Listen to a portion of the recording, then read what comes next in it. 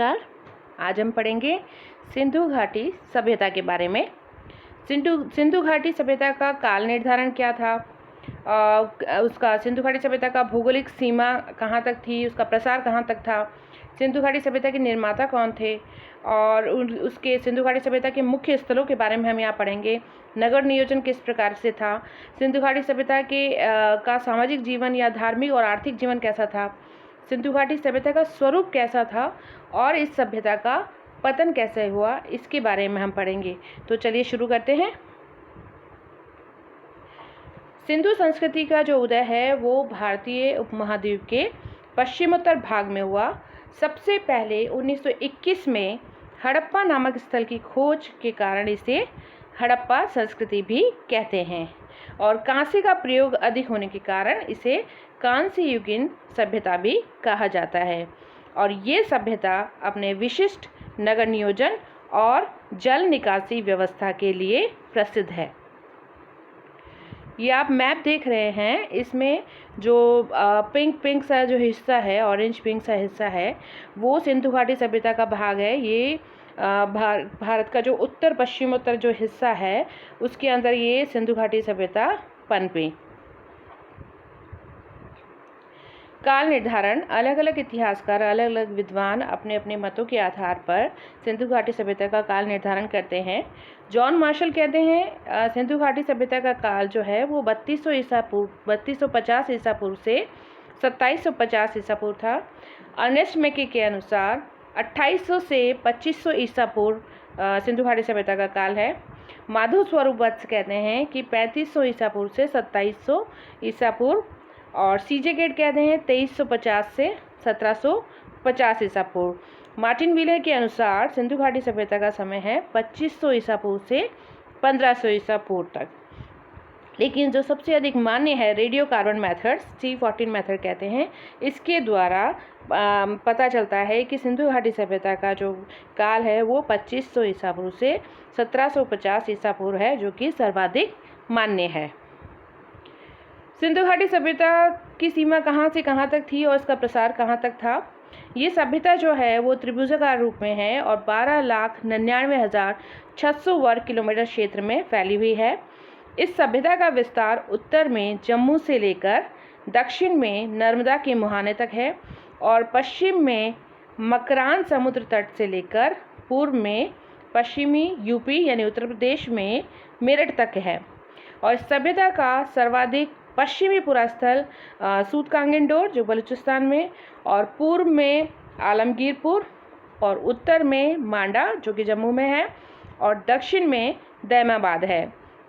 भारत में इसका विस्तार उत्तर से दक्षिण की ओर 1100 किलोमीटर और पश्चिम से पूर्व में 1600 किलोमीटर है। ये कई बार कंपटीशन एग्जाम्स में भी पूछा गया है। मैंने इसको एक ग्राफ के द्वारा बताया है। पूरा पश्चिम उत्तर दक्षिण आप देख रहे हैं, मैंने प्लस के माध्यम से बताया है।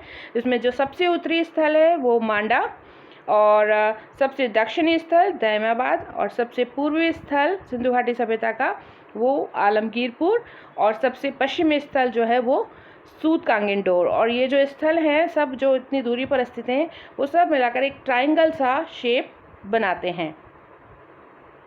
ये आप देख रहे हैं इसमें मैप के अंदर मैंने इसको स्टार भी किया है। मेन जो स्थल है इस केस में आपको दिख रहे हैं आलमगीरपुर जो इसका सबसे पूर्वी स्थल है, हड़प्पा दिख रहा है, मोहनजोदड़ो दिख रहा है, लोथल दिख रहा है।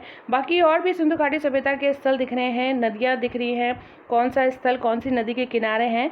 तो आप इस मैप को अच्छे से देखें, इसका अध्ययन करें। सिंधु घाटी सभ्यता के निर्माता कौन थे? डॉक्टर लक्ष्मण स्वरूप और रामचंद्र कहते हैं, अलग अलग इतिहासकार अलग अलग तरीके से मानते हैं कि डॉक्टर लक्ष्मण स्वरूप और रामचंद्र कहते हैं कि सिंधु घाटी सभ्यता के निर्माता आर्य लोग थे। गार्डन चाइल्ड कहते हैं कि सुमेरियन सिंधु घाटी सभ्यता के निर्माता थे। राखाल दास बनर्जी कहते हैं कि सिंधु घाटी सभ्यता के निर्माता द्रविड़ थे, और अधिकांश विद्वान इस बात से सहमत हैं। व्हीलर कहते हैं कि सिंधु घाटी सभ्यता के जो निर्माता हैं वो दस्यु और दास हैं। ये सिंधु घाटी सभ्यता के कुछ स्थल हैं, आर्किटेक्चर है ये। जो पुरातत्ववेत्ता ने जो पिक्चर्स खींची है ये निकाली जा रही है। आप देख रहे हैं अलग अलग इस तरीके का आर्किटेक्चर है सिंधु घाटी सभ्यता का। ये 4 पिक्चर्स हैं। सिंधु घाटी सभ्यता के मुख्य स्थल, जिन नगरों की खुदाई की गई है उन्हें निम्न वर्गों में विभाजित कर सकते हैं। केंद्रीय नगर, तटीय नगर और पत्तन यानी बंदरगाह वाला एरिया, और अन्य नगर और कस्बे। सिंधु सभ्यता के 3 केंद्रीय नगर हड़प्पा, मोहनजोदड़ो और धोलावीरा समकालीन बड़ी बस्तियां थी। तो हम कुछ स्थलों के बारे में यहाँ पढ़ेंगे। सबसे पहले पढ़ते हैं हड़प्पा के बारे में। हड़प्पा जो है वो पाकिस्तान के पंजाब प्रांत के मुल्तान ज़िले में रावी नदी के तट पर स्थित है। कई बार कंपटीशन में एग्जाम में पूछा था, एक ही लाइन में 3 क्वेश्चन मिल जाएंगे। हड़प्पा स्थल कहाँ है, कौन सी नदी के किनारे हैं, कौन सी जगह पर है। हड़प्पा के टीलों या खंडरों के बारे में सबसे पहले जानकारी जो दी है वो 1826 ईस्वी में चार्ल्स मैसन ने दी। 1921 से 23 तक दयाराम साहनी ने, और 1926 ईस्वी में माधव स्वरूप वत्स ने, 1946 ईस्वी में व्हीलर ने हड़प्पा का व्यापक स्तर पर उत्खनन कराया, खुदाई करवाई। हड़प्पा से प्राप्त 2 टीलों में पूर्वी टीले को तो नगर टीला तथा पश्चिमी टीले को दुर्ग टीला के नाम से संबोधित किया गया। हड़प्पा में 6 की 2 पंक्तियों में निर्मित कुल 12 कक्ष हैं, और वो वहाँ पर एक अन्नागार का अवशेष प्राप्त हुआ है। हड़प्पा के सामान्य आवास क्षेत्र के दक्षिण में, जहाँ पर जो आवासीय क्षेत्र है उसके दक्षिण वाले पार्ट में एक ऐसा कब्रिस्तान है जिसे समाधि R37 नाम दिया है। ये भी एग्जाम्स में कई बार पूछा गया है। हड़प्पा के किले के बाहर कुछ ऐसे भवन हैं जिनकी पहचान कर्मचारियों के आवास और दस्तकारी के मंच और 275 वर्ग मीटर में फैले अन्नागार से की गई है। सिंधु सभ्यता में अभिलेख युक्त मोहरें सर्वाधिक जो मिली हैं वो हड़प्पा से मिली है। ध्यान रख के पढ़ें, सिंधु सभ्यता में अभिलेख युक्त मोहरें सर्वाधिक जो मिली हैं वो हड़प्पा से मिली हैं। नगर की रक्षा के लिए पश्चिम की ओर स्थित दुर्ग टीले को व्हीलर ने माउंट AB की संज्ञा प्रदान की है। इसके अलावा हड़प्पा से कुछ और महत्वपूर्ण अवशेष प्राप्त हुए हैं, जैसे एक बर्तन पर बना मछुआरे का चित्र, शंख का बना बैल, स्त्री के गर्भ से निकलता हुआ पौधा जो कि उर्वरता देवी का प्रतीक है, 2 पहिए वाले तांबे का रथ, ईंटों के वृत्ताकार चबूतरे मिले हैं तथा गेहूं और जौ के दानों के अवशेष भी हड़प्पा से मिले हैं। ये 6 की पंक्ति में अन्नागार है, आप काउंट करके देख सकते हैं। ये अन्नागार हैं जो अभी इस तरीके से दिखते हैं। ये पब्लिक वेल है, हड़प्पा का कुआं, आपको ये गड्ढा नुमा दिख रहा है नीचे की तरफ। ये हड़प्पा से प्राप्त मोहरें हैं अभिलेख युक्त। और ये गाड़ी है मोहनजोदड़ो। सिंधी में इसका शाब्दिक अर्थ है मृतकों का टीला। सिंधु नदी के किनारे ये हड़प्पा से 483 किलोमीटर दूर पाकिस्तान के लरकाना यानी सिंध में ज़िले में अवस्थित है। इसकी खोज की थी राखलदास बनर्जी ने 1922 ईस्वी में। और मोहनजोदड़ो का जो सबसे महत्वपूर्ण सार्वजनिक स्थल है वो है विशाल स्नानागार, जिसका जलाशय जो है वो दुर्ग के टीले में है। यह विशाल स्नानागार जो इसका प्रयोग किया जाता था वो धार्मिक अनुष्ठान संबंधी स्नान के लिए किया जाता था। इसकी फर्श पक्की ईंटों की बनी है। यह 11.88 मीटर लंबा, 7.01 मीटर चौड़ा और 2.43 मीटर गहरा है। ये कई बार एग्जाम्स में इसका साइज पूछा हुआ है। मोहनजोदड़ो की एक और सबसे बड़ी इमारत विशाल अन्नागार है। ये 45.71 मीटर लंबा और 15.23 मीटर चौड़ा है। मोहनजोदड़ो से कुछ और भी अवशेष मिले हैं, जैसे महाविद्यालय भवन मिला है, कांसे की एक नृत्य करती हुई नारी की मूर्ति मिली है, पुजारी यानी योगी की एक मूर्ति मिली है, मुद्रा पर अंकित एक पशुपतिनाथ मुद्रा पर बनी हुई है, शिव की मूर्ति मिली है, सूती कपड़ा के अवशेष भी जो है मोहनजोदड़ो से मिले हैं, कुएं से एक नरकाल भी प्राप्त हुआ है। इसके अलावा गाड़ी और घोड़े के टेराकोटे नमूने भी मोहनजोदड़ो से मिले हैं। ये आपको दिख रहा है, ये मोहनजोदड़ो से प्राप्त अवशेषों में से है। ये पुरोहित की मूर्ति है, मुद्राएं मिली है, पशुपति शिव की मूर्ति है जो मुद्रा पर बनी हुई है, एक नृत्य करती हुई नारी की मूर्ति है, ज्वेलरी मिली है। ये सब चीज़ें जो दिख रही है आपको पिक्चर में, ये मोहनजोदड़ो से मिली हैं। ये म्यूज़ियम से ली हुई पिक्चर्स हैं। ये मृदभांड मिट्टी से बने हुए बर्तन हैं जो मोहनजोदड़ो से प्राप्त हुए हैं। ये अनाज के साक्ष्य हैं, जले हुए अनाज के साक्ष्य दिख रहे हैं आपको एक मटके में। और इसके अलावा मृदभांड मिल रहा है, सुई धागा मिल रहा है, और ये थोड़े से हथियार में कुल्हाड़ी और ये भाला दिख रहा है आपको। ये सब मोहनजोदड़ो से प्राप्त हुए हैं। लोथल जो है वो गुजरात के अहमदाबाद ज़िले में भोगवा नदी के तट पर स्थित है। इसकी खोज सबसे पहले 1957 ईस्वी में डॉक्टर S.R. राव ने की थी। ये पश्चिमी एशिया से व्यापार का प्रमुख बंदरगाह था। लोथल में गढ़ी और नगर दोनों रक्षा प्राचीर से घिरे हैं। गढ़ी मतलब दुर्ग। लोथल की सबसे बड़ी उपलब्धि जहाज़ों की गोदी यानी डॉकयार्ड यानी बंदरगाह है। यह लोथल के पूर्वी खंड में पक्की ईंटों का एक तालाब जैसा घेरा था। मैं आपको आगे इसकी पिक्चर दिखाऊंगी।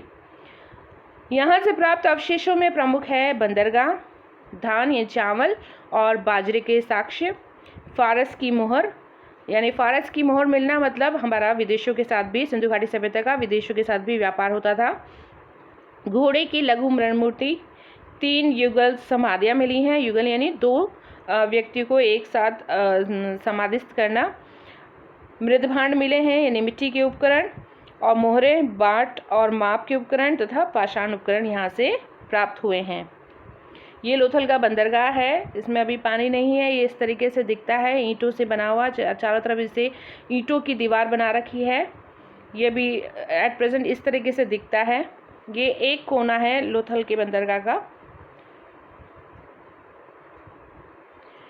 ये इसका किचन वाला सेटअप है लोथल का, जो इस तरीके से दिखता है। ईंटों की चिनाई आपको दिख रही है। अभी पूरी तरीके से कोई बिल्डिंग के रूप में नहीं है, सारा ध्वस्त हो चुका है, सिर्फ अवशेष के रूप में है ये सब। ये लोथल से प्राप्त मृदभांड है, मिट्टी के उपकरण हैं। आप इन उपकरणों को देखोगे, आप इन मटकों को देखोगे तो हमारे जो आज के जो मटके हैं उनके जैसे ही ये दिखते हैं, बिल्कुल बनावट में। ये युगल समाधि है, आप देख रहे हैं 2 कंकाल एक साथ दफनाए हुए दिख रहे हैं आपको। 2 कंकाल हैं इसके अंदर। तो युगल समाधि के भी, युगल शवाधान भी हमें लोथल से मिलता है। ये कुआं है इस साइड में, और ये जो मैप के पास आपको किचन वाला पोर्शन नज़र आ रहा होगा मैप के अंदर, देखिए ये फारस की मोहरें, ये किचन वाला पोर्शन है।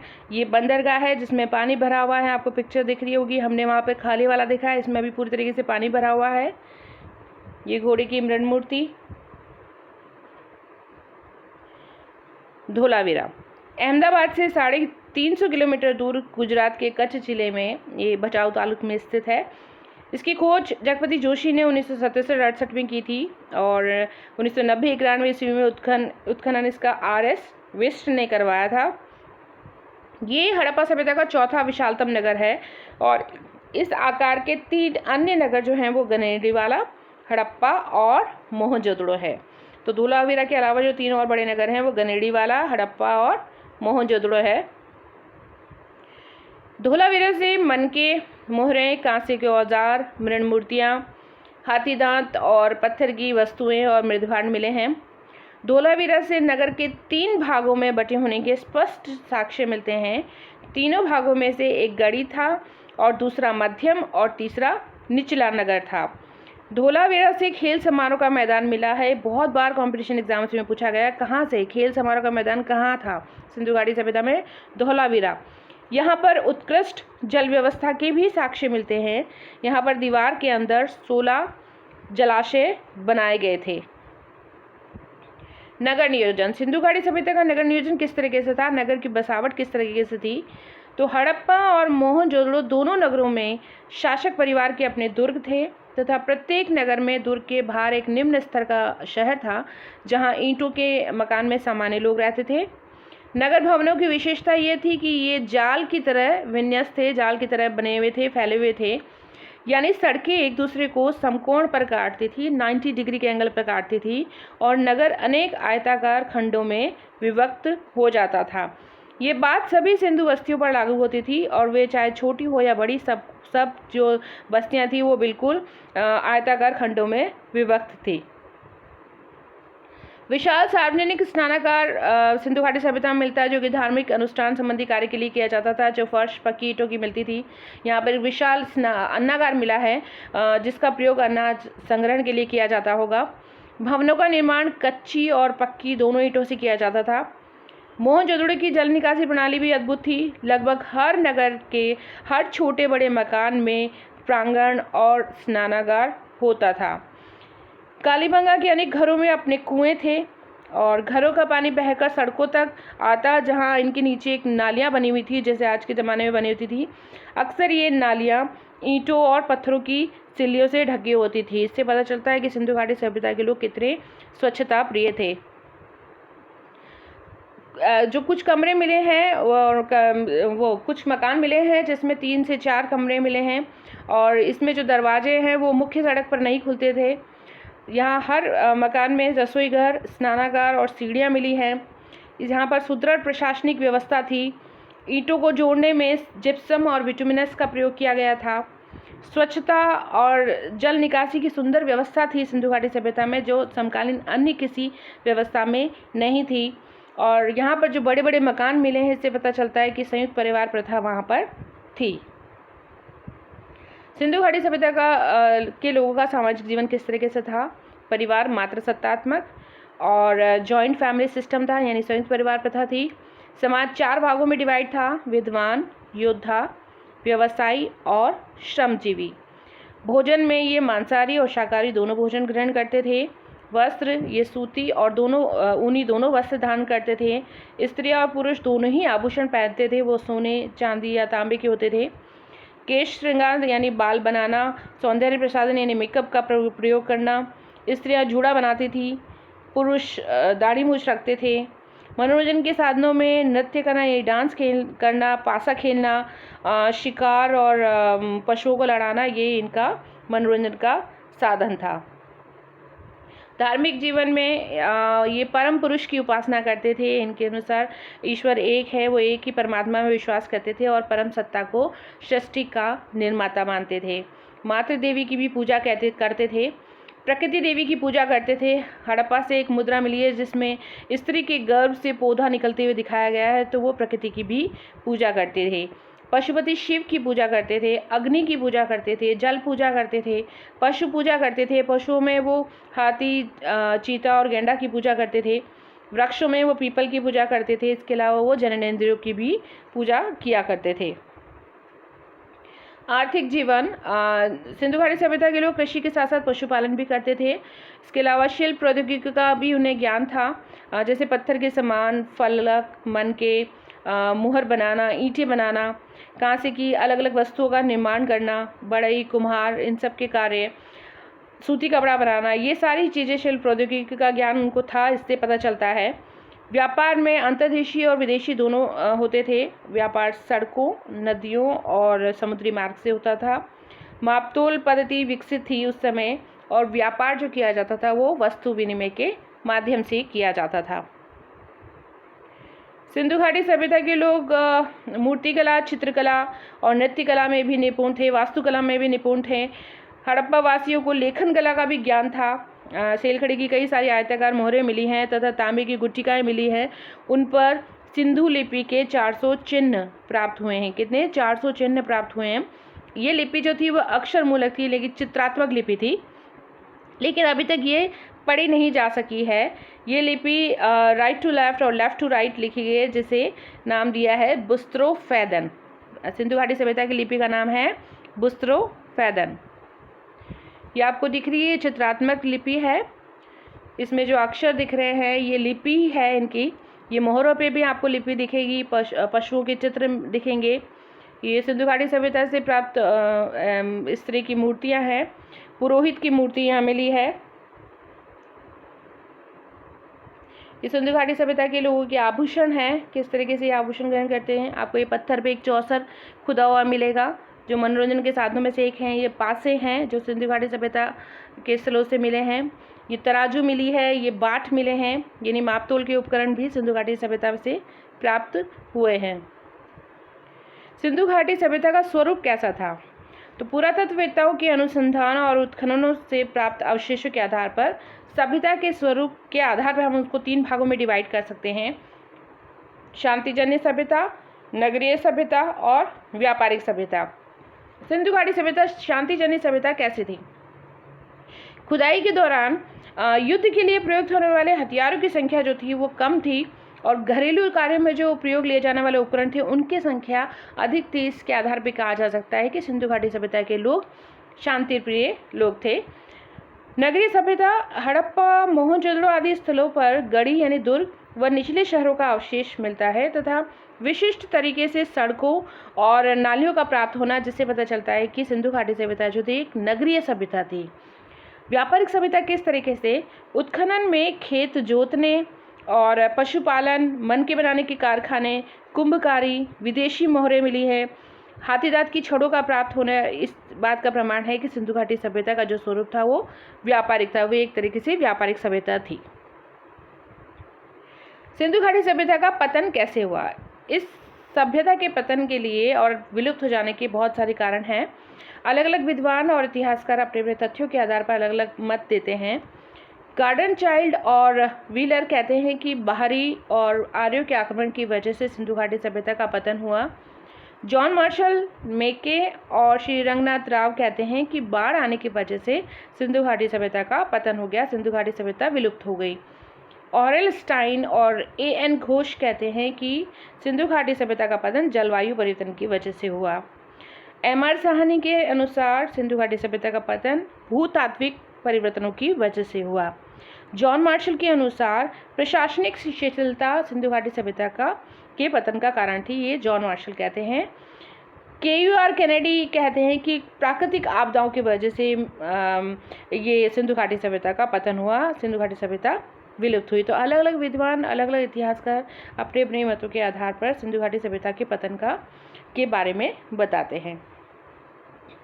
तो आज के लिए इतना ही। हमने सिंधु घाटी सभ्यता के काल निर्धारण, सिंधु घाटी सभ्यता का भौगोलिक प्रसार कहाँ कहाँ तक था, उसके निर्माता कौन थे, सिंधु घाटी सभ्यता के कुछ स्थलों के बारे में पढ़ा, नगर नियोजन कैसा था, सिंधु घाटी सभ्यता के सामाजिक, धार्मिक और आर्थिक जीवन के बारे में पढ़ा, और सिंधु घाटी सभ्यता के स्वरूप और पतन के बारे में पढ़ा। तो आज के लिए इतना ही। Thank you.